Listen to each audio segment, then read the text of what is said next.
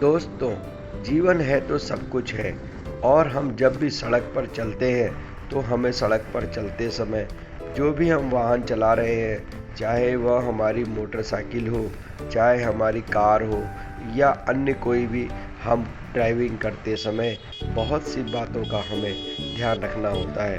क्योंकि जब भी हम सड़क पर चलते हैं तो हमें यह नहीं पता होता कि सड़क के बाईं ओर या दाईं ओर आने वाली जो भीड़ है वो कितनी होगी या किस तरह का हमें ट्रैफिक मिलेगा। इसका अंदाज़ा हम लोगों को नहीं होता है। हम लोग जब भी सड़क में चलते हैं तो हमें कुछ ऐसी बातों का ध्यान रखना चाहिए जो कि हमारे लिए सदैव ही ज़रूरी होगी। दोस्तों, मैं यहाँ पर आपको बताना चाहूँगा कि जब भी आप अपनी गाड़ी से निकले तो सबसे पहले आप अपने डॉक्यूमेंट्स को चेक कर लें। क्योंकि अगर आपके पास डॉक्यूमेंट्स हैं तो आप अगर कहीं चालान में फंस जाते हैं तो फिर आपको दिक्कत का सामना नहीं करना होगा। क्योंकि अगर आपके पास कागज़ है, आपके पास ड्राइविंग लाइसेंस है, आपके पास गाड़ी के कागज़ है, आपके पास पोल्यूशन के कागज़ है, आपके पास इंश्योरेंस के कागज़ हैं, तो आपको किसी तरह से कोई भी दिक्कत का सामना नहीं करना पड़ेगा। दूसरी बात दोस्तों, जब भी आप गाड़ी चलाते हैं तो आपको गाड़ी एक समान स्पीड से ही चलानी चाहिए। क्योंकि दोस्तों, जब आप गाड़ी को चलाते हैं तो हमें यह ध्यान रखना चाहिए कि हम एक समान स्पीड से चलाएंगे तो हमारी गाड़ी का अच्छा एवरेज, अच्छा माइलेज आपको प्राप्त होगा और आप अधिक से अधिक किलोमीटर तक यात्रा कर सकते हैं और उसमें आपका तेल भी कम खर्चा होगा, आपका डीजल कम खर्चा होगा। सड़क पर चलाते समय इस बात का ध्यान रखें कि आप अपने सामने आने वाली सवारी और जो सड़क पार कर रही है उन दोनों सवारियों को एक साथ देखने का प्रयास करें। क्योंकि दोस्तों, कई बार ऐसा होता है कि हम जब सड़क पर गाड़ी चलाते हैं तो हमारे आगे जो गाड़ी चल रही होती है हमारा ध्यान सिर्फ उस पर होता है, जबकि ऐसा नहीं। हमें ओवरटेकिंग बिल्कुल भी नहीं करनी चाहिए। हमें गाड़ी चलाते समय ओवरटेकिंग का इस्तेमाल कम से कम करना चाहिए। यदि हम ओवरटेक कर भी रहे हैं तो हमें इस बात का ध्यान रखना चाहिए कि उसके अपोजिट कोई गाड़ी आ तो नहीं रही है। ओवरटेकिंग करना एक अच्छी बात नहीं होती दोस्तों। सड़क पर गाड़ी चलाते समय हमें ओवरटेकिंग से बचना चाहिए और हमें अपनी ही साइड पर, अपनी लाइन पर चलना चाहिए। यहाँ पर देखिए कि गाड़ी एक लाइन में चल रही है। आप शीशे के नीचे अगर लाइन को देखेंगे तो आपको एहसास होगा कि गाड़ी एक लाइन में चल रही है। फॉरेन कंट्रीज हो या कोई भी देश हो, वहाँ पर आप ये देखेंगे कि गाड़ियाँ सदैव एक लाइन में ही चलती हैं। यहाँ पर अगर आप गाड़ियों को ओवरटेक करते हैं तो ओवरटेक करते समय आपको काफ़ी सारी सावधानियां बरतनी चाहिए। दूसरी बात दोस्तों, मैं आपको एक बात बताऊंगा कि आप अपनी गाड़ी में हमेशा तेल पूरा रखें और साथ में मोबिल ऑयल भी पूरा डाल कर रखें। ऐसा करने से आपकी गाड़ी खराब नहीं होगी। क्योंकि कई बार ऐसा होता है दोस्तों कि हम सर्विस नहीं कराते या फिर हमारी गाड़ी में ऑयल कम हो जाता है, तो उसकी वजह से हमारी गाड़ी को बहुत सारी दिक्कतों का सामना करना पड़ता है। फिर हमारा इंजन खराब हो जाता है और इंजन खराब होने के बाद फिर हम उस गाड़ी को बनाने के लिए ले जाते हैं तो वो आपसे अनाप शनाप बहुत सा बिल आपके लिए बना के रखते हैं। तो हमें इन चीज़ों से बचना चाहिए। अपनी गाड़ी की सर्विस हमें समय समय पर करानी चाहिए, जिससे कि हम अपनी गाड़ी को लंबे समय तक चला सकें और गाड़ी से अच्छा एवरेज प्राप्त कर सकें। अगली बात दोस्तों, मैं आपको ये बताऊंगा, गाड़ी चलाते समय कई बार बीच में ई रिक्शा अनावश्यक रूप से आपके सामने आ जाते हैं। तो आपको ये बात ध्यान रखनी चाहिए कि ई रिक्शा वाले जो हैं, ये जो अचानक मोड़ते हैं तो उससे कई बार प्रॉब्लम क्रिएट होती है। तो सड़क पर चलाते समय ऐसे ड्राइवर जो कि वाइन पीकर चला रहे हैं या दारू पीकर चला रहे हैं, तो हमें ऐसे ड्राइवर का कैसे पता लगेगा? किस तरह से हमें ये पता लगे कि भाई वो बंदा जो है उसने वाइन पी रखी है और वो गाड़ी गलत दिशा में चला। तो इस चीज़ का आपको ध्यान विशेष रूप से रखना होगा कि अगर कोई अचानक ही गाड़ी को मोड़ रहा है या अपने साइड पे वो गाड़ी नहीं चला रहा है या आपको ऐसा लगता है कि इसका कुछ बिहेव सही नहीं लगता है, तो आप अपनी गाड़ी को स्लो करके धीरे से जो है अलग तरीके से आगे गाड़ी निकाल सकते हैं। लेकिन दोस्तों एक बात ध्यान रखिए, गाड़ी चलाते समय हमेशा इस बात का भी आपको ध्यान रखना चाहिए कि कोई भी सड़क पार तो नहीं कर रहा, क्योंकि कई बार सड़क पार कर रहे हैं कुछ गाड़ियाँ, या कुछ गाड़ियाँ बैक हो रही हैं, कुछ गाड़ियाँ ऐसी भी होती हैं कि जो गाड़ी अचानक भी आपके सामने आ सकती है। तो हमें ड्राइविंग करते समय, गाड़ी चलाते समय इस बात का विशेष ध्यान रखना चाहिए कि हम इन चीज़ों पर बिल्कुल फोकस करके चलें कि हमारी तरफ कौन सी गाड़ियाँ आ रही हैं, सड़क के ठीक सामने हमारे मोटरसाइकिल के सामने, कार के सामने या अन्य व्हीकल जो भी आप चलाते हैं उसके सामने कोई गाड़ी तो नहीं आ रही है, जिससे कि आप उसका विशेष रूप से ध्यान रख सकें। सड़क पर चलते समय कई बार घोड़े वाले, टांगे वाले या साइकिल चलाने वाले बच्चे भी आपको मिल जाते हैं, तो आपका ये ध्यान रखना चाहिए कि आप उनको प्राथमिकता दें। मान लीजिए कि आपकी मोटरसाइकिल के सामने उधर से कोई बच्चा निकल रहा है, तो आप उसको ब्रेक मारें, पहले उस बच्चे को निकलने दें, या जो भी यात्री पैदल निकल रहे हैं आप पैदल वालों को प्रेफरेंस दें, क्योंकि जब भी आप किसी भी सड़क पर चला रहे होते तो आपको छोटे बच्चे भी मिलेंगे, क्योंकि वो भी कहीं ना कहीं आजकल साइकिल चला रहे होते हैं, या कई बार माँ बाप भी अपने बच्चों को मोटरसाइकिल दे देते हैं। मैं ऐसे माँ बाप से रिक्वेस्ट करूँगा कि 18 साल से पहले वो अपने बच्चों को मोटरसाइकिल ना दें, और मैं आपसे ये भी रिक्वेस्ट करूँगा कि आप अपने बच्चे का जब तक लाइसेंस उसका बना ना हो, वो जो है आप बिना लाइसेंस के उस बच्चे को गाड़ी ना दें।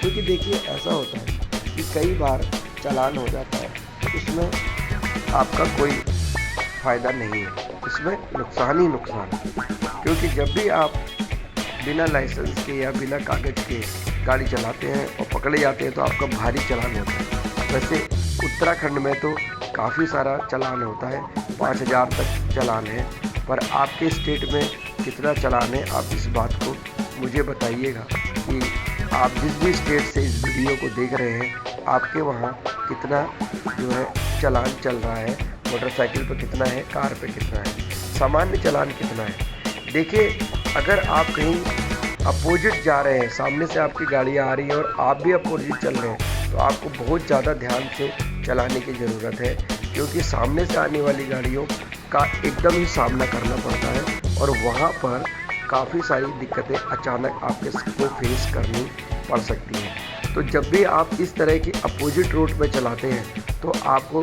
काफ़ी दूर से पहले ही निगाह रख लेनी चाहिए कि वहाँ पर कोई पुलिस तो नहीं खड़ी है, सीपीओ तो नहीं खड़ी है, या कोई अन्य ऐसे अधिकारी की गाड़ी तो नहीं खड़ी है जिससे कि आपको वहाँ पर प्रॉब्लम का सामना करना पड़े। हालांकि गाड़ी के कागज पूरे हैं तो आपको डरने की कोई बात नहीं है। गाड़ी चलाते वक्त आप थोड़ा सा 50 मीटर तक भी निगाह रखें। हालांकि जो आपके आगे पीछे जो गाड़ियाँ चल रही हैं यहाँ पर आपको हमेशा ही अपना मीटर डाउन कर लेना चाहिए, आपको कम स्पीड पे चलाना चाहिए, जैसे कि गियर नंबर 1 या गियर नंबर 2 यहाँ पर सही रहेगा, क्योंकि जब आप गियर 1 और 2 पे चलाते हैं तो गाड़ी आपके लिए उठाना आसान हो जाता है। लेकिन अगर आप गाड़ी तीसरे चौथे पे चला रहे हैं और आप देख रहे हैं कि ट्रैफिक यहाँ पर काफ़ी ज़्यादा है तो वहाँ पर आपको गाड़ी आपकी बंद हो सकती है, फिर पीछे वालों को भी काफ़ी सारी प्रॉब्लम का सामना करना पड़ेगा। मैंने गाड़ी चलाते वक्त कई बार देखा है कि लोग भीड़ में काफ़ी तेज़ी से निकालते हैं, कभी ऐसा नहीं करना चाहिए। आपको भीड़ में गाड़ी हमेशा स्लो गियर नंबर 1 और गियर नंबर 2 में गाड़ी निकालनी होगी। और जब भी आप किसी भी व्यक्ति को अपने से आगे जो आपके चल रहा है उसे हटाना चाहते हैं तो आपकी गाड़ी में जो है स्पीकर यानी आपकी जो सीटी है गाड़ी की या कुछ आपने लगा रखा है ट्यून वगैरह, तो वो आप ज़रूर बजाते हुए चलें, क्योंकि इससे ऐसा होता है कि पीछे से जो आ रहा है उसे भी पता लग जाएगा और जो आपके ठीक आगे चल रहा है उसे भी पता लग जाएगा। दूसरी बात दोस्तों मैं कहूँगा हेलमेट एक बहुत ही ज़्यादा ज़रूरी है। हम लोग क्या करते हैं कि चालान से बचने के लिए आमतौर पर हम लोग लोकल हेलमेट खरीद लेते हैं और लोकल हेलमेट आपका 100, 150, 200, 300 तक मिल जाता है और हम उस लोकल हेलमेट को अपने सिर में लगाते हैं। लेकिन ये आपके लिए दोस्तों बहुत ही गलत होगा। मैं आपको ये सजेशन देना चाहूँगा कि जब भी आप हेलमेट खरीदें स्टड्स कंपनी का या और अच्छी कंपनियों के आते हैं जो कि ISI मार्क वाले होते हैं। आप एक बार पैसा आपका लग जाएगा, कोई बात नहीं, लेकिन इस बात का आप ध्यान रखें कि आपकी सुरक्षा ही सबसे बड़ी चीज़ है। और जो लोकल हेलमेट होते हैं, बाय द वे कोई भी एक्सीडेंट होता है तो वो एकदम टूट जाते हैं, नीचे गिरते भी टूट जाते हैं और उनका शीशा भी कई बार टूट जाता है। तो फिर वो हेलमेट आप आगे से ऐसे खुला हुआ लगा के चलते हैं, उससे कभी आपकी आँख में कीड़ा भी जा सकता है, कोई ततैया या कुछ भी आपको काट भी सकती है। क्योंकि मैंने कई बार देखा है कि बिना हेलमेट के चलने से बहुत परेशानियों का सामना करना पड़ता है। तो आप जब भी गाड़ी चलाते हुए निकले, मोटरसाइकिल लेके निकले या कोई भी आपकी इनफील्ड वगैरह या बुलेट लेके निकले, तो आप सबसे पहले अपना हेलमेट, और हेलमेट भी आपका साफ़ सुथरा हो और उसका शीशा आप ज़रूर चेक कर लें निकलते समय कि भाई हमारी जो हेलमेट है वो साफ़ है या नहीं। क्योंकि कई बार ऐसा होता है कि रात के समय पे जब आप गाड़ी चलाते हो तो उस समय पे मोटरसाइकिल में या आपकी कार के आगे और शीशे में गंदगी सी बैठ जाती है। तो मैं चाहूँगा कि आप एक क्लीनर भी साथ में ले चलें, जैसे सफाई करने वाले थोड़े बहुत वो केमिकल टाइप के आते हैं तो वो ले चलें। प्लस कई बार गाड़ी में चलते समय आप अपने कपड़े का भी ध्यान रखें, जैसे कि गाड़ी में आपने कपड़ा रख लिया कोई, तो कहीं पर भी आपको ज़रा से टाइम मिलता है तो आप थोड़ा गाड़ी में अपना कपड़ा मार लें।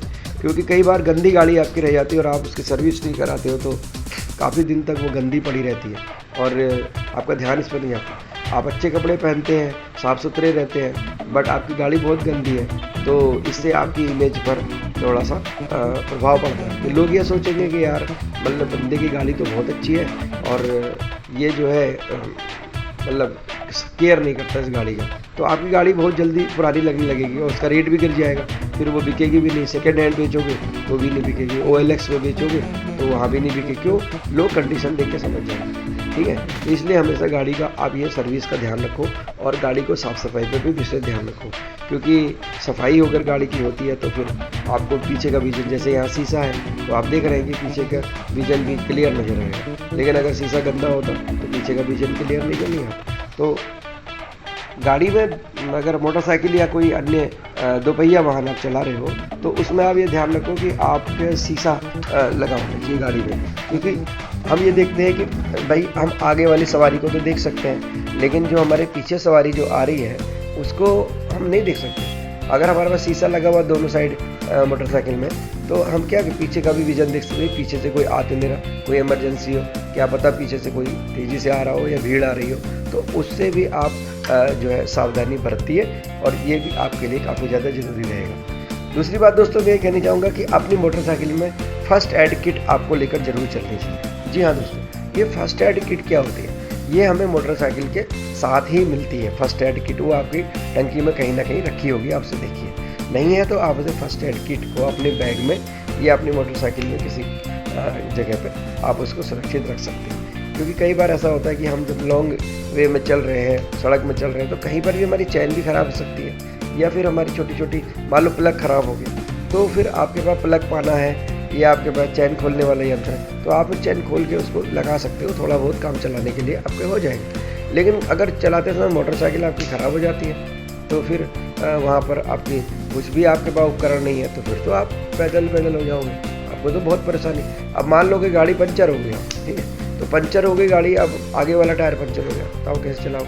तो आगे वाला टायर पंचर होने के बाद तो मोटरसाइकिल डगमगा जाती है। ऐसी कंडीशन में अगर आपने आधा किलोमीटर भी चला ली तो आपका जो टायर ट्यूब फट जाएगा। फिर ऐसी कंडीशन में आपके पास अगर उपकरण है तो आपने मोटरसाइकिल के नीचे की ढिबरी को खोल लो, आप नीचे जो चुच्ची होती है ना जहाँ से हवा पड़ते उसे ढीली कर लो, ठीक है। और इससे क्या होगा, ढीली करने से फिर वो उसके फटने के चांस कम रहेंगे, ठीक है। और दूसरी बात, कई बार क्या होता है कि हम लोग सड़क में चलते हैं तो हमारी गाड़ी पंचर हो जाती है। अब हमारी गाड़ी पंचर होगी तो हम क्या करें?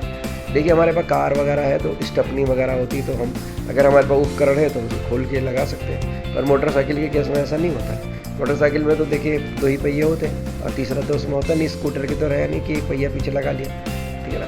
तो वो होता तो स्टेपनी होती है, तो जिसके पास स्टेपनी है वो तो अपनी स्टेपनी खोल के लगा लेगा, उसके लिए भी आपको उपकरण चाहिए।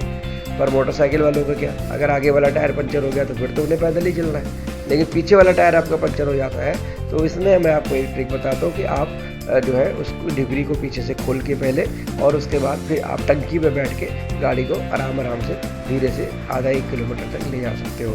लेकिन इसमें आप ध्यान रखना कि आपके जो है पीछे का जो टायर के अंदर का जो ट्यूब है वो फट ना जाए, क्योंकि वो कई बार फट जाता है। और एक बात मैं आपको और बताना चाहूँगा, जैसे कि आपकी गाड़ी पंचर हो जाती है और पंचर होने के बाद फिर आप जो है उसको ले जाते हो किसी पंचर वाले के पास, मोटरसाइकिल है, ठीक है, तो आप इस बात ध्यान रखना कि जिस समय वो पंचर खोलेगा उस टाइम पर आप उसका विशेष ध्यान रखना, क्योंकि कई बार ये जो पंचर वाले हैं ये अपना रेट बढ़ाने के लिए क्या करते हैं कि जो पंचर होता है वो पंचर का जो टायर होता है उस टायर को ये क्या करते हैं कि अचानक ही खींच लेते हैं। तो इससे जो है अचानक जब खींचता है वो, तो वो उसकी जो डिबरी होती है वो फट जाती है। तो आपको इस कंडीशन में कहेंगे वो भैया तुम्हारा तो ये तो फट गया और नया ट्यूब लगाओ, तो आपका 300, 350, 400 रुपये एकदम ही लगा देंगे, जबकि वही काम आपका 10, 20, 50 रुपये में हो सकता था। तो इस चीज़ का ध्यान रखो, पंचर बनाते समय पंचर वाले के साथ बैठकर लगातार देखते रहो, क्योंकि वो 1 का 2 पंचर, 2 का 4 पंचर बहुत आसानी से बना सकते हैं, क्योंकि उनको ट्रिक पता होती है कैसे उनको पंचर करना है। नहीं भी होगी तो पंचर बना सकते हैं। या इसलिए आप कभी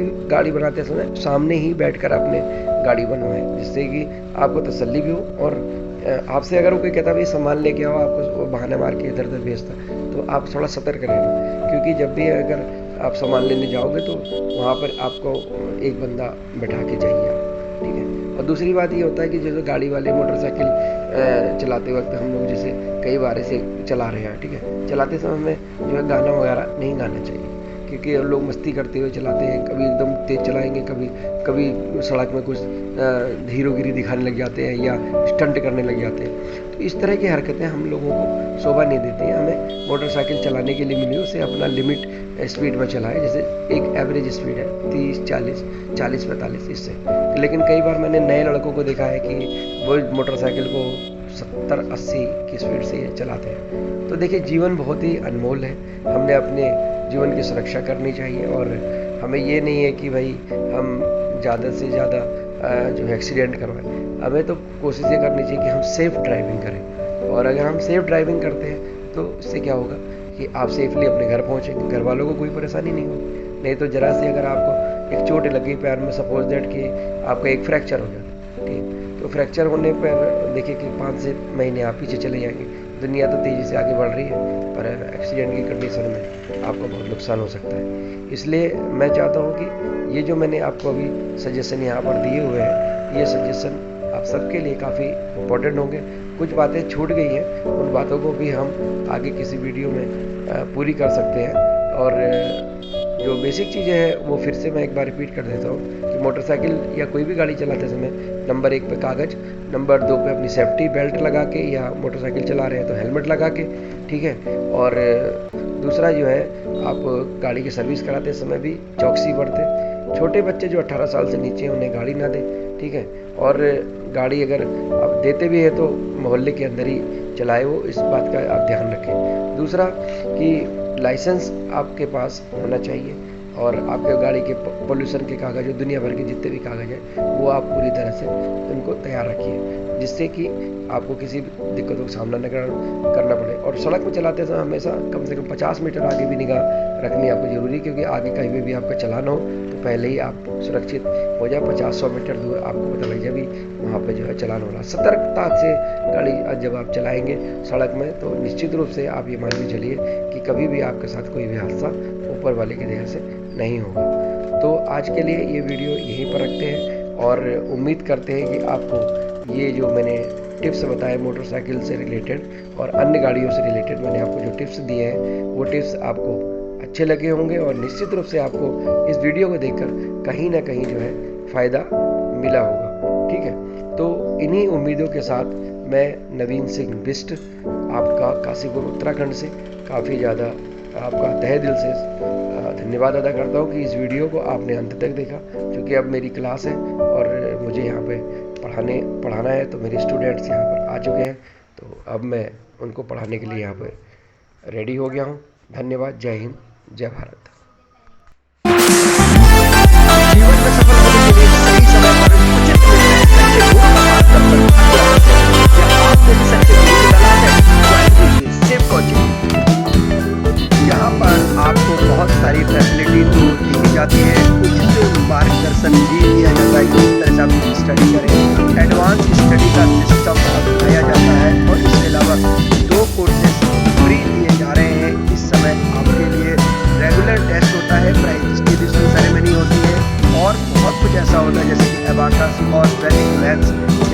वीडियो को भी हम लेकर चल रहे हैं और कवरिंग कर रहे हैं ऑल सब्जेक्ट। इसके अलावा नवोदय, सैनिक स्कूल और अन्य कंपटीशन एग्जाम की तैयारी भी कराई जाती है।